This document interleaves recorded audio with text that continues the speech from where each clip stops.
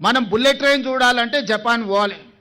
సరిగ్గా 5 ఏళ్ల శంషాబాదే పెద్ద జంక్షన్ అయి శంషాబాద్ నుంచి బెంగళూరుకు బుల్లెట్ ట్రైన్ వస్తుంది.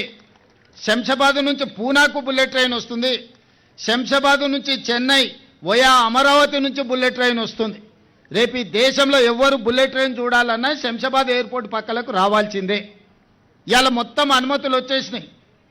2.5 గంటలలో బుల్లెట్ ట్రైన్లో కూర్చుంటే బెంగళూరు పోవచ్చు, 1.5 గంటలో అమరావతి పోవచ్చు, 2-3 గంటలలో చెన్నై పోవచ్చు, 3 గంటలలో పూనా బొంబాయి పోవచ్చు.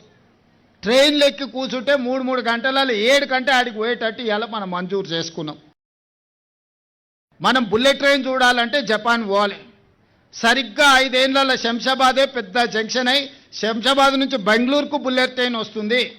శంషాబాద్ నుంచి పూనాకు బుల్లెట్ ట్రైన్ వస్తుంది.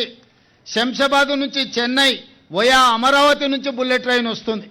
రేపు ఈ దేశంలో ఎవరు బుల్లెట్ ట్రైన్ చూడాలన్నా శంషాబాద్ ఎయిర్పోర్ట్ పక్కలకు రావాల్సిందే. ఇవాళ మొత్తం అనుమతులు వచ్చేసినాయి. 2.5 గంటలలో బుల్లెట్ ట్రైన్లో కూర్చుంటే బెంగళూరు పోవచ్చు, 1.5 గంటలో అమరావతి పోవచ్చు, 2-3 గంటలలో చెన్నై పోవచ్చు, 3 గంటలలో పూనా బొంబాయి పోవచ్చు. ట్రైన్లు ఎక్కి కూర్చుంటే 3 గంటలు